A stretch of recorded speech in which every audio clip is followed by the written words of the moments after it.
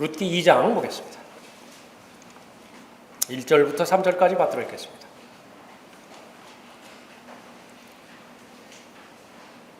나오미에게는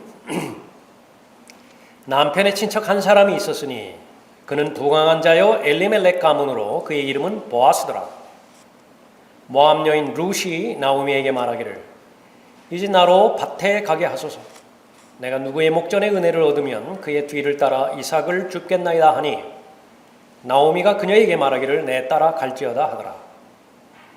그녀가 가서 이르러 주수꾼들을 따라 밭에서 이삭을 주었는데 우연히 엘리멜렉의 친족인 보아스에게 속한 밭의 한쪽에서 줍게 되었더라. 자, 하나님께서 베푸시는 은혜라고 하는 제목으로 살펴보도록 하겠습니다. 룻기, 여러분이 잘 알고 계시는 것처럼 하나님이라고 하는 이름이라든지 은혜라고 하는 이름이라든지 거의 나오지 않죠. 그러나 시작부터 마지막까지 하나님의 은혜로 충만하게 넘치는 하나님의 말씀입니다. 하나님의 은혜라고 하는 것은 그래요. 예수 그리스도에서 많은 교리를 가르쳐 주셨지만은요, 하나님의 은혜는 이런 것이다 라고 정의하시고 또 명제를 말씀하시고 주제를 말씀하시고 단 한 번도 없습니다. 그런데 그분이 무엇으로 충만하셨느냐면 은혜로 충만하셨어요. 그분이 말씀하시는 것을 잘 들어보면 또 행하시는 모든 일들을 살펴보면 거기는 은혜와 무관한 일은 단 하나도 없습니다. 은혜란 그런 것이에요. 설명으로는 불가능합니다. 그러나 분명히 실존하고 있어요. 그거는 느끼는 것이고 그것은 공유하는 것이고 경험하는 것입니다.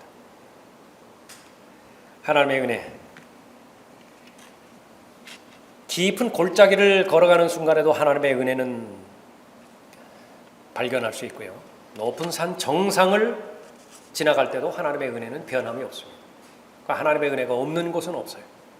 오늘 본문 말씀을 통해서도 얼마만큼 하나님의 은혜가 충만하게 넘치는 것인지 살펴보죠.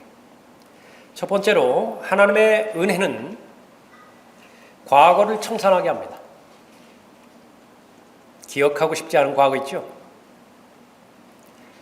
없었더라면 좋았을 것 같은 과거 있죠. 끊임없이 생각나고 끊임없이 기억나죠. 하나님의 은혜가 그것을 청산해 주는 것입니다. 1절 보십시오. 나오미에게는 남편의 친척 한 사람이 있었으니 그는 부강한 자요 엘리멜렉 가문으로 그의 이름은 보아스더라. 나오미가 처음에 나옵니다. 오늘 본문 말씀에서도 세 인물이 나오죠. 나오미가 나오고 룻이 나오고 그 다음에 보아스가 나옵니다.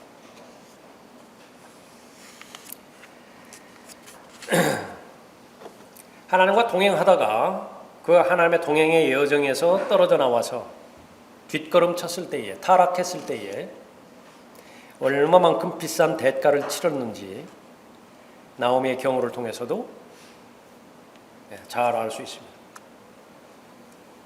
하나님의 징계는 사랑의 한 방편이고 또 은혜의 한 방편임에 틀림이 없습니다. 왜냐하면 사생아는 징계하지 않으세요. 예수 그리스도의 보혈로 거듭나지 않은 여전히 죄인의 상태에 머물러 있는 잃어버린 자는 하나님의 은혜 가운데 머물러 있지 않은 것입니다. 이 나오미와 비슷한 상태에 있었던 인물이 룻입니다. 두 인물이 계속 혼동스러운데 롯입니다. 롯이 아니라 배의 그 돛과 닷 아직도 헷갈리는 것처럼요.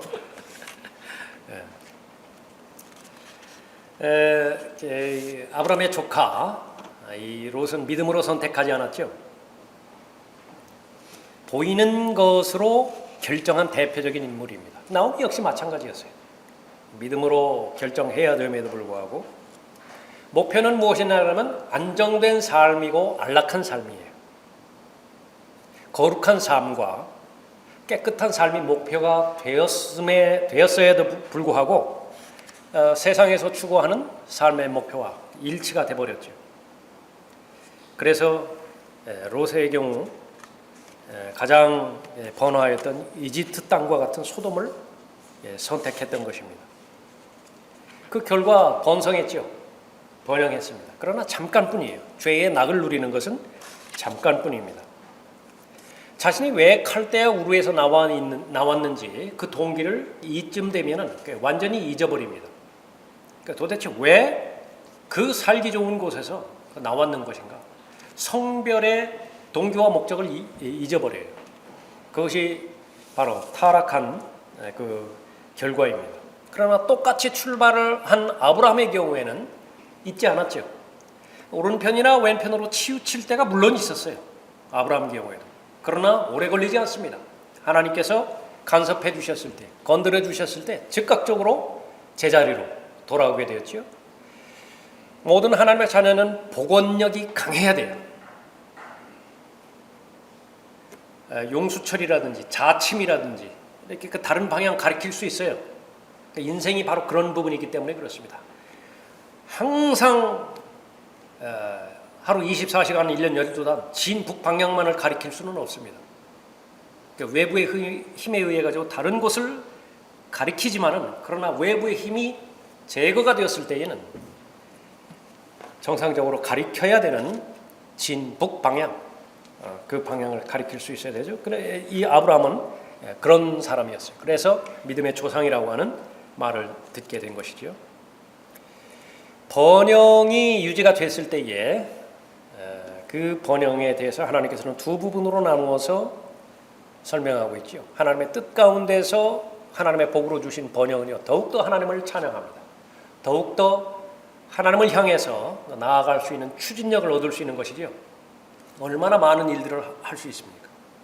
그러나 그렇지 못한 상황에서 얻게 되어지는 번영은요, 사람을 변화시키는데 심지어 가치관까지 바꿔버려요.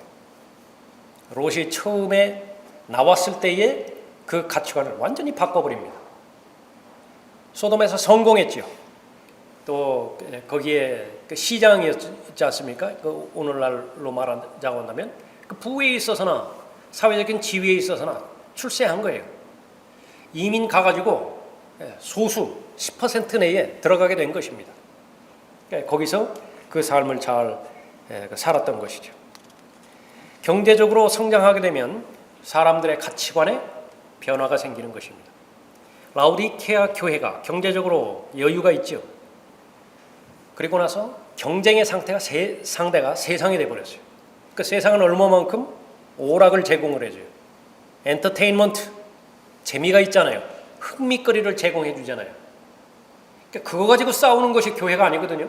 진리 가지고 싸워야 되는 것인데 이미 가치관의 변화를 가져왔어요. 그래서 세상과 똑같은 관점에서 이겨보려고 하는 것입니다.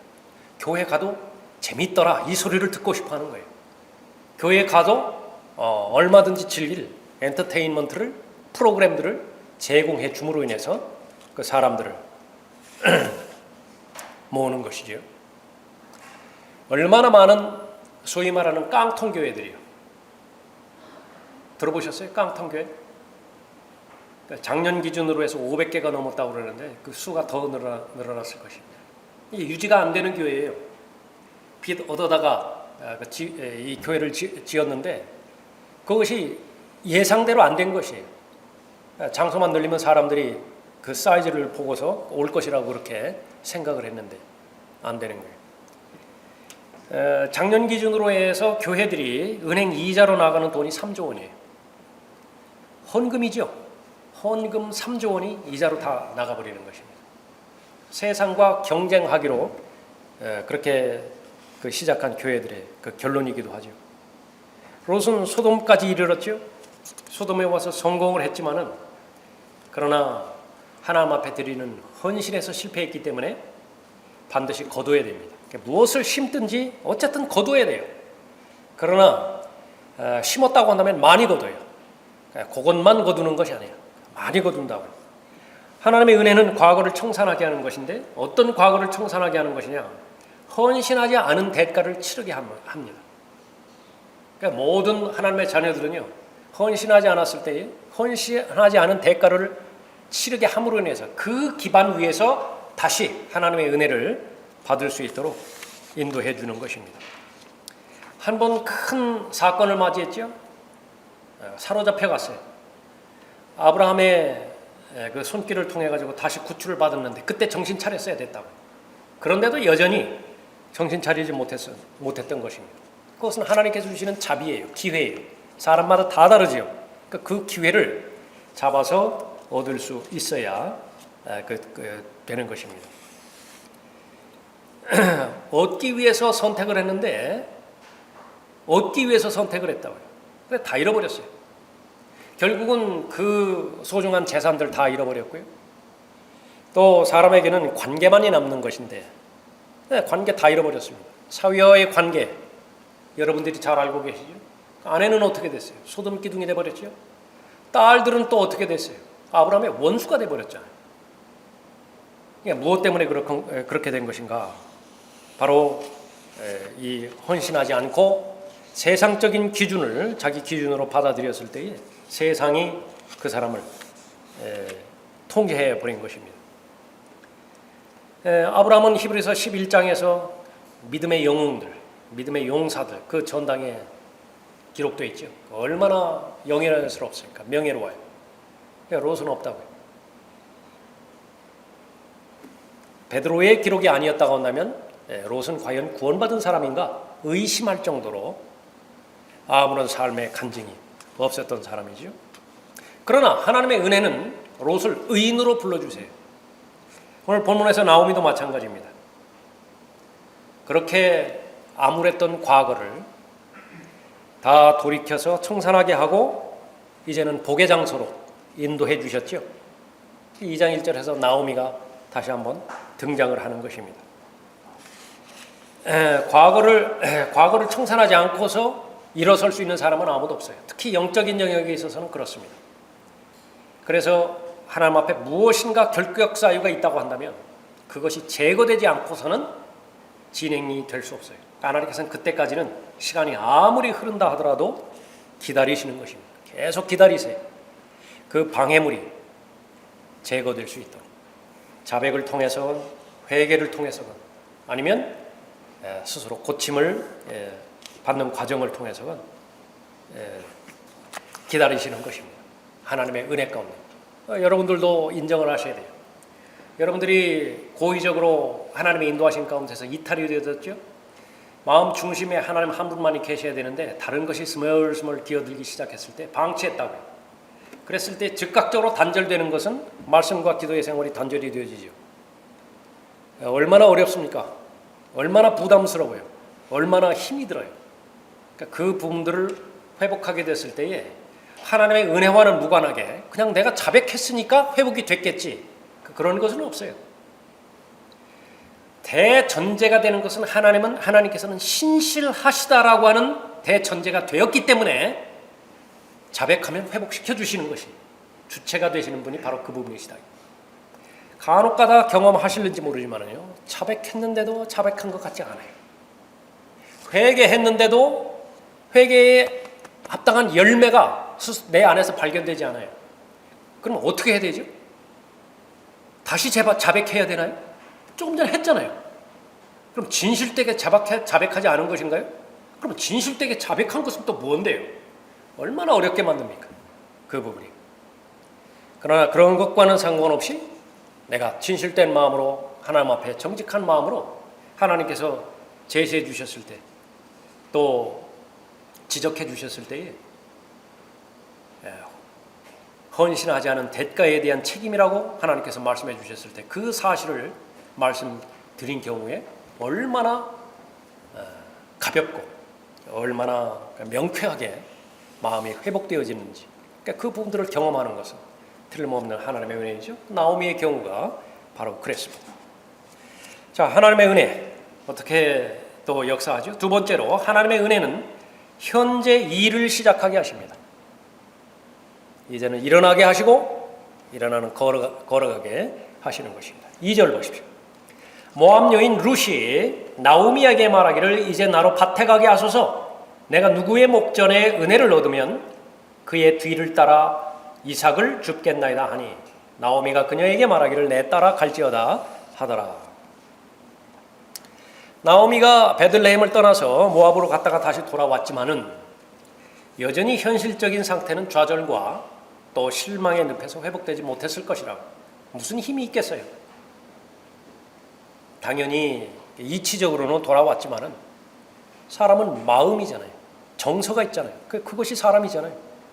그것이 순식간에 그렇게 회복이 되지는 않지요. 거기다가 나이까지 들었어요. 기동조차 힘들다고요. 그러나 현실적으로 살아야지요. 당장 먹을 것이 제일 큰 문제가 되는 것입니다. 여기에서 등장하는 것이 두 번째 인물인 이제 룻입니다. 룻 역시 마찬가지로 실망과 좌절 가운데 있었던 것은 사실이에요. 오히려 더하겠지요. 이방인이잖아요. 하나님의 말씀 가운데서도 모압, 그러면 이스라엘의 주적이잖아요. 주적. 그 이방 여인이라고.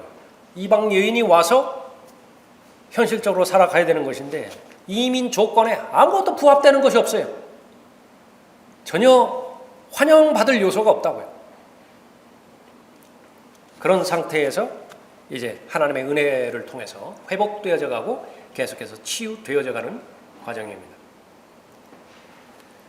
낙심이 되었을 때에 더 낙심의 늪으로 빠져드는 것은 가만히 있는 거예요. 아무것도 안 하는 것입니다. 생각도 안 하고 행동은 물론이고, 그러면 더 낙심의 늪에 더 빠져 들어가게 되는 것이죠. 그때 살 길은 믿음의 행동을 보이는 것이에요. 생각을 하는 것이고요.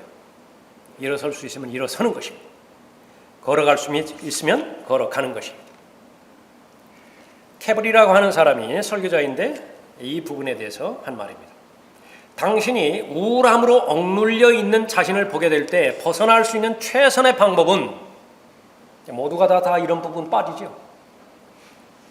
누군가를 위해 일을 하거나 혹은 다른 어떤 일을 찾아 행하는 것이다. 그러나 기분은 따라주지 않을 것이라고요. 뭐 일할 기분이 낫겠어요. 다른 사람, 내 코도 석자인데 다른 사람을 위해서 무슨 일을 하겠어요. 그러나 그것이 비결입니다. 올바른 말이에요.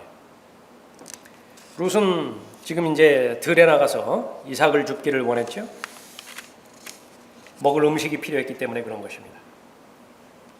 이 양식을 찾는 과정을 통해서 거듭나게 된 새 신자의 마음을 또 영적인 의미에서 읽을 수가 있습니다. 그러니까 거듭나면서 제일 급한 것이 먹을 양식이죠.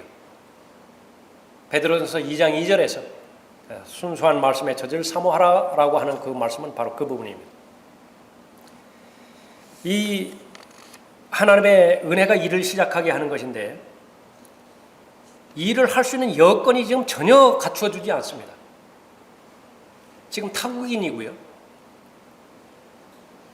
일을 할 수 있는 일자리가 있어야 또 마련할 텐데 그 일자리조차도 없잖아요. 더더군다나 이때는 재판관기죠. 분명히 하나님의 말씀, 모세의 법에 따라 가지고 이삭을 죽을 수 있는 그 여건들을 마련해 놓으셨잖아요. 다 죽지 말라 그래요. 과부들을 위해서 고아들을 위해서, 가난한 자들을 위해서 밭에 그 이삭을 남겨두라고 그렇게 됐는데 사람들이 아주 잔인해가지고 싹 걷어가 버리는 거예요. 그리고 설령 있다 하더라도 다른 사람이 거기에 들어오는 것을 허락하지를 않는 것이에요. 그렇기 때문에 하나님의 은혜가 있어야 그마저도 추수한 밭에 들어가서 그 이삭을 주울 수가 있는 것입니다. 2절 다시 보십시오. 룻이 한 말이죠. 이제 나로 밭에 가게 하소서. 내가 누구의 목전에 은혜를 얻으면, 그 말이에요. 그러나 정상적으로 이스라엘이 하나님의 계명을 준수하고 있다고 한다면 그것은 권리이기도 해요. 다른 밭에 가가지고 그냥 주워오면 되는 것입니다. 그러나 이때는 비정상적이에요. 아주 자비가 없다고요. 사람들이 완악해졌다고요. 더. 그렇기 때문에 다른 사람의 목전에 은혜를 입어야 돼요. 호의를 입어야 되는 것입니다. 그러니까 거기까지도 하나님께서 간섭해 주셔야 되는 것이죠. 누구의 목전에 은혜를 얻으면 그의 뒤를 따라 이삭을 줍겠나이다.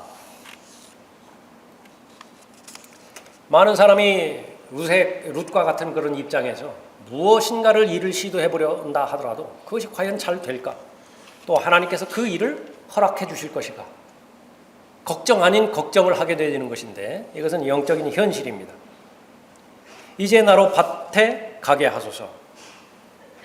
이제 자기 시어머니를 위해서도, 자신을 위해서도 그렇지만은 우선적으로는 자기 시어머니를 위해서 양식을 구하기 위해서 나가는 것이죠. 하나님께서 어떤 일을 시작해 주셨다고 한다면 그 시작해 주신 일에 대해서 하나님께서 행해 주셨다라고 그렇게 간증하는 것은 지속적으로 하나님의 은혜를 받는 비결이기도 합니다. 마가복음 5장 18절에서 그리하여 주께서 배에 오르시니 마귀에게 사로잡혔던 사람이 주와 함께 있기를 간구하더라. 그러나 예수께서 허락지 아니하시고 그에게 말씀하시기를 집에 가서 네 친구들에게 주께서 너를 위하여 얼마나 큰 일들을 행하셨으며 너를 얼마나 가엾게 여기셨는가를 말하라. 은혜예요. 또 하나의 은혜라. 그가 떠나 예수께서 자기를 위하여 얼마나 큰 일들을 행하셨는가를 데카폴리에서 전파하기 시작하니 모든 사람이 놀라니라. 예수님께서 보시기에 큰 일 작은 일이 어디 있습니까? 사람의 보기에는 작은 일 큰 일이 있을 수 있겠죠. 어떤 사람의 입장에서 보면 전혀 이 삶의 문제가 걸리지 않는 부분에 있어서 보면 바로 루시 하는 일들은 그게 무슨 일이겠어요. 자기는 모든 필요가 다 채워진 사람의 관점에서 보면 이렇게 필요를 위해서 아주 절절한 현실이 매일매일 기다리고 있는 사람 봤을 때에 어떻게 동의를 하겠습니까? 그러니까 루세 마음에서는 이제 마지막에서도 그렇게 하나님을 찬양하고 있지만 모두가 다 하나님의 은혜라고 하나님을 시인하고 또 감사로 표현하는 것입니다. 역시 마찬가지로 이 딸이 비정상적인 어머니가 하나 있었죠. 마귀 들렸어요. 그런데 도저히 고칠 수가 없습니다. 예수님께 나아갔죠. 나아가서 청원하는 말이 오 다윗의 아들이신 주여 나에게 자비를 베푸소서 내 딸이 마귀에게 심히 고통받나이다. 예수님께서 이 여인을 시험을 하십니다. 나하고는 상관없다고 말씀하시죠.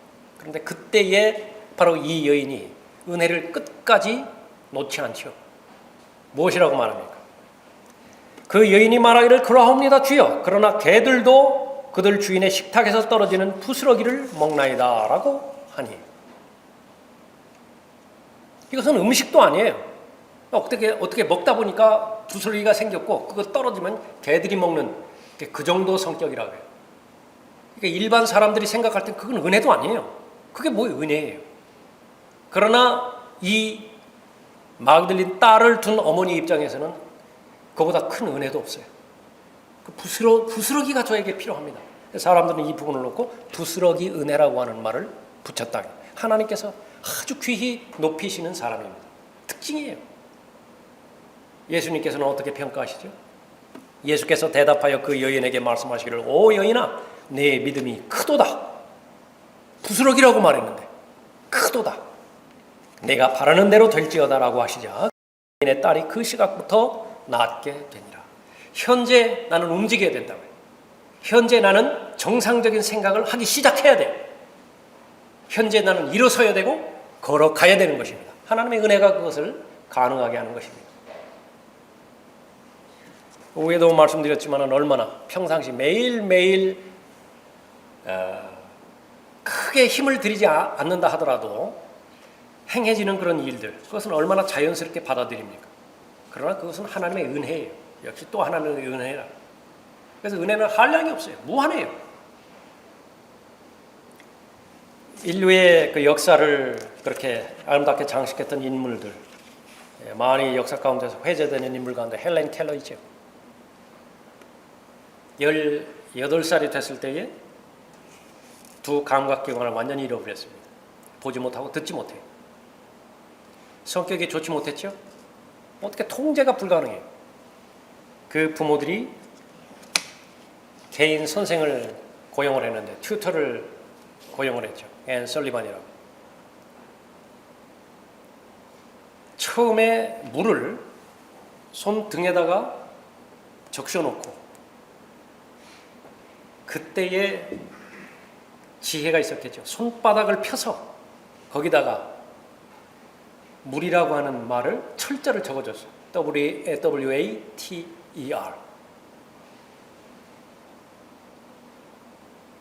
그것을 어떻게 깨달았을까요? 아주 신비해요. 그 글자를 써줬다 해서 이거 어떻게 1대1로 매칭을 시키느냐고 말해요. 그것이 좀 가능성이 보이니까 그 다음에는 돌을 주워다가 손에다가 또 쥐게 해주셨다. 쥐게 해준 거예요. 거기다가 또 철자로 ROCK 이렇게 해줬다고요. 그러니까 이것을 돌이라고 하는 것이구나. 그러니까 여러분들 한번 생각해 보세요. 여러분이 튜터가 되셔서 그 헬렌 켈러라고 하는 사람에게 도대체 알려줘야 되는 그 명사만 하더라도 얼마나 많아요? 그러니까 일일이 다 그것을 전달해 줘야 되잖아요. 시간이 흘러서 이제 점자의 도움을 받아서 이 사람은 대학까지 수료를 했죠. 11살 되었을 때에 책을 씁니다. 헬렌 켈러가 책을 쓴다고요. 얼마나 어려웠겠어요. 그 지식을 습득해 나가는 과정 가운데서. 여러분이 그냥 평범하게 아무런 생각 없이 어떤 책이든 열어서 글을 읽을 수 있고 다른 사람의 대화를 들을 수 있고 이것을 결코 쉽게 넘어갈 수 있는 일은 아니죠. 더더군다나 영적인 지혜와 영적인 진리에 있어서 하나님의 말씀을 읽는데 이것이 다 믿어지는 거예요. 다 당연해요. 읽으면 당연하다고요. 이 벽을 어떻게 극복을 하죠? 불신자들이. 구원받지 못한 사람들이 이것을 어떻게 극복을 하느냐고요. 왜 여러분은 무엇이 근거가 돼서 태초에 하나님께서 하늘과 땅을 창조하셨느냐 아무런 거부감 없이 그것을 받아들일 수 있습니까? 그것은 하나님의 은혜임에 틀림이 없죠.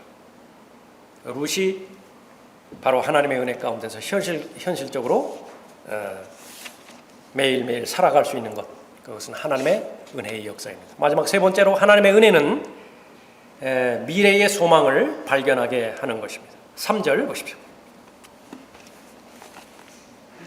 그녀가 가서 이르러 추수꾼들을 따라 밭에서 이삭을 주었는데 우연히 엘리멜렉의 친족인 보아스에게 속한 밭의 한쪽에서 죽게 되었더라. 의도적으로 여기 우연히라고 하는 말을 성경에 기록하고 있습니다. 룻과 사람의 입장에서 보면 우연이지만 하나님 편에서 보면 뭐라고요? 섭리입니다. 섭리. 이 부분이 있기까지요. 룻 한 사람을 위해서 하나님께서는 율법을 제정하셨어요. 믿을 수 있어야 됩니다. 어떤 율법을 제정하셨어요? 레위기 19장이나 또 신명기 24장 찾아보지는 않겠지만은요. 그 이삭에 관계된 그 율법을 제정해 놓으신 것입니다. 그것은 룻이 출현하기 오래 전에 하나님께서 예배해 놓으신 것이에요. 마찬가지로 모든 죄인이 구원받기 전에 그것은 시간이 얼마나 흘렀는지 몰라요. 세상의 기초가 놓이기 전에 바로 어린 양이 마련이 되었죠. 에베소 1장 4절부터 6절까지 살펴보면 세상의 기초가 놓여지기 전에 이미 희생 제물로서 속죄 제물로서 예수 그리스도가 이 땅에 오시기로 이미 마련이 된 것입니다. 그것은 여러분 한 사람을 위해서 과거에 미리 예정해 놓은 것입니다. 이는 너희가 아는 바와 같이 너희가 너희 조상들로부터 전통으로 이어받은 너희의 허망한 행실에서 은이나 금 같은 썩어질 것들로 구속된 것이 아니라 흠도 없고 점도 없는 어린 양 같은 그리스도의 보배로운 피로 된 것이기 때문이라. 이 보배로운 피는 언제 예비가 되었습니까? 세상의 기초가 놓이기 이전에 미리 예비가 되었던 것이에요. 모든 사람은 아담이 에덴에서 범죄했을 때 죄 아래 팔렸죠. 구속을 받기 위한 대가가 반드시 요구되어지는 것인데 그것은 죄에 대해서 퍼부으실 하나님의 진노예요. 그것이 대가라고요. 그 대가를 받아야 구속의 대상이 되는 것입니다. 법을 집행하는 대리인이 있어요. 마귀입니다. 그래서 마귀에게는 죄인의 혼을 저주할 권리가 있어요. 그러니까 마귀는 여러분의 혼을 저주할 권리를 하나님으로부터 허가받은 것입니다. 예수 그리스도께서 십자가에 달리셨을 때에 자신의 피를 통해서 죄인에게 요구되는 구속에 대한 대가를 치르셨죠. 보라, 세상 죄를 제거하는 하나님의 어린 양이라. 그때의 죄를 말하는 것은 죄의 본성을 말하는 것입니다. 죄를 만들어내는 공장 자체를 만드는 것이라.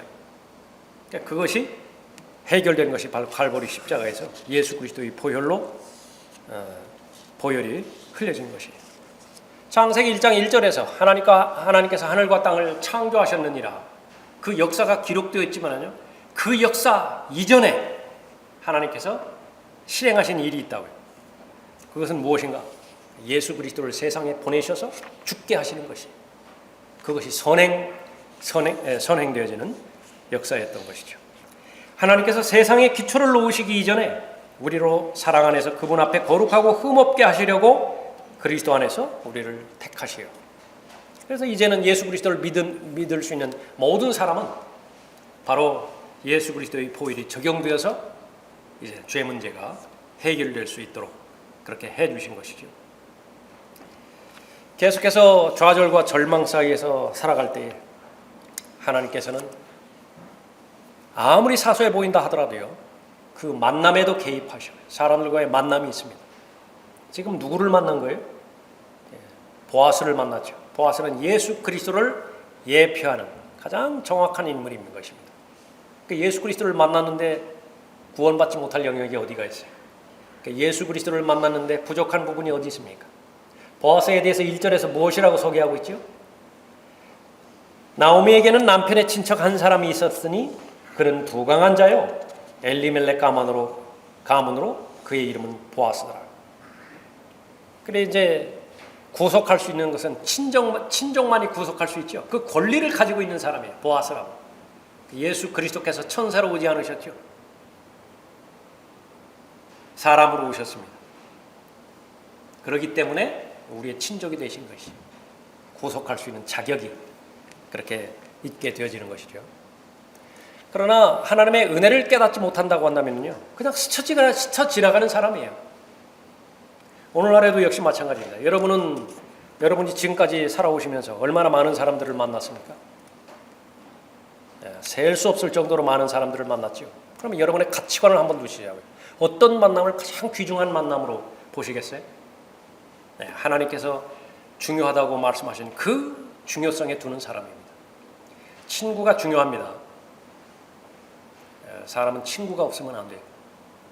그리스도 안에서의 친구는 연령을 초월해요. 세대를 초월하는 것이에요. 아버지와 아들이 친구예요. 그래서 형제이기도 하지만 친구라고 해요. 마음에 가장 중요한 것을 나눌 수 있는 사람이 친구 아니에요? 세상을 살아가면서 사람들은 보는 것으로 측정하기 때문에요. 우선적으로는 보는 것으로 측정해요. 어떻게 보면 직장 동료가 더 귀한 사람으로 보일 수 있지만은요, 또 세상에서 자주 만나는 사람들이 더 귀중한 사람으로 그렇게 보일 수 있을지 모르지만요, 그러나 하나님의 관점에서면 영원한 생명을 가지고 있다 그러면 그 사람보다 더 소중한 관계는 없습니다. 여러분이 그것을 인지하시고 거기에 가치를 두시고 그것을 잘 관리를 하셔야 돼요. 그래서 여러분 가운데서 섭리 가운데서 모임을 형성해 주셨다고 한다면요, 그 모임을 통해서 만나는 모든 모임들은 만남은 아주 소중한 것이에요. 하나님의 은혜의 인도함 가운데서 만나는 그런 모임들이고 만남들이기 때문에 그렇죠.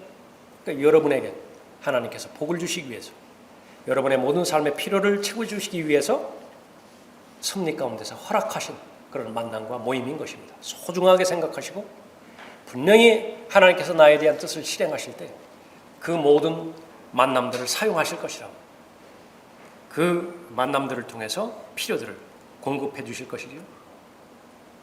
이후부터 시작해서 그 보아스는 얼마만큼 큰 영향력으로 이 룻과 나오미에 대해서 그렇게 영향력을 끼칩니까?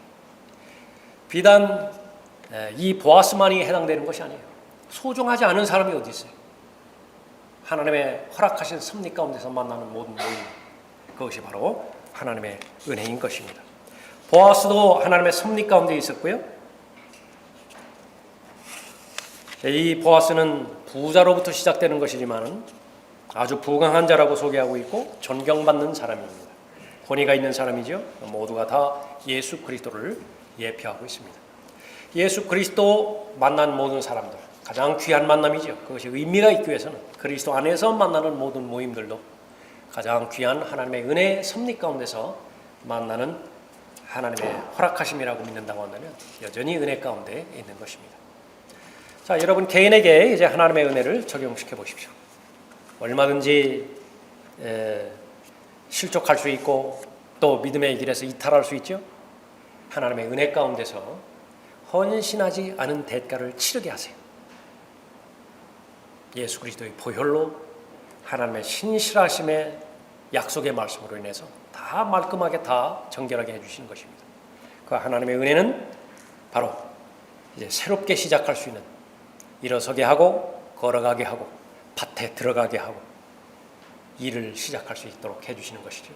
거기서부터 시작되었다고 한다면 이제는 계속해서 얼마만큼 나를 위해서 소망의 약속의 말씀들을 마련해 놓으시고 또 예비해 놓으셨는 것인지 다시 한번 개인에게 잘 적용케 해서 궁극적으로는 하나님께서 여러분들을 향한 하나님의 은혜의 목적을 잘 실현해 나가시는 것이죠. 그 은혜가 여러분의 믿음의 삶을 시작하게 해주셨고 지금도 진행하게 해주실 뿐만 아니라 그 은혜의 결과 모두가 다 들림받아서 예수 그리스도의 영광스러운 몸으로 변화될 것입니다.